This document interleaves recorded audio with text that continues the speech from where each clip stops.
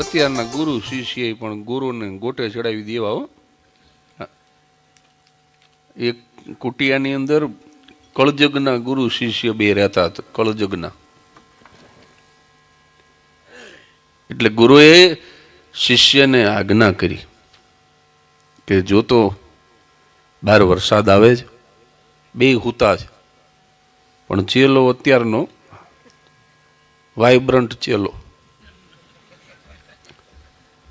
હુતા હુતા ગુરુને કે જો હમણાં જ બહારથી આ બિલાડી આવી છે, બિલાડીને માથે હાથ ફેરવો,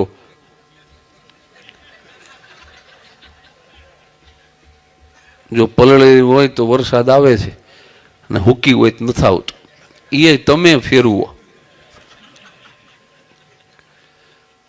ગુરુને બીપી વધવા માંડ્યું કે આ પડનો દીકરો ઊભો ન થયો.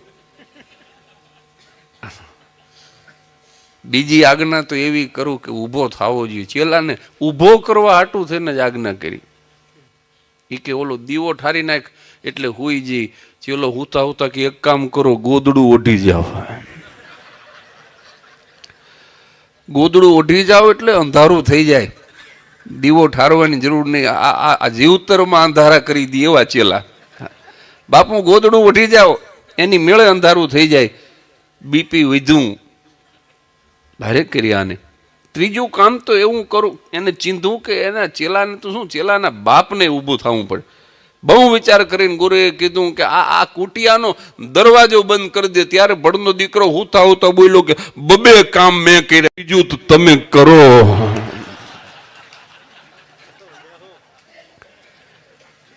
આને ગુરુ પ્રત્યેની નિષ્ઠા ન કહેવાય સાહેબ.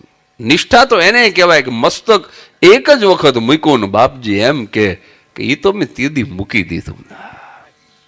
અત્યારે ફરું છું એ તો હું સ્થૂળ આ મસ્તક લઈને ફરું છું. સૂક્ષ્મ મસ્તિષ્ક એ તો ગુરુના ચરણમાં ઉપનયન સંસ્કાર વખતે જ મૂકી દીધું.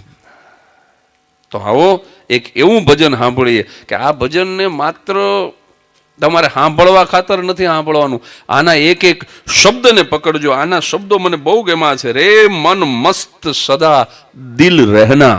આના શબ્દો જો તમે એક એક શબ્દને પકડશો તો બહુ મજા કરાવે એવી આ રચના છે. રે મન મસ્ત દિલ સદા રહેના.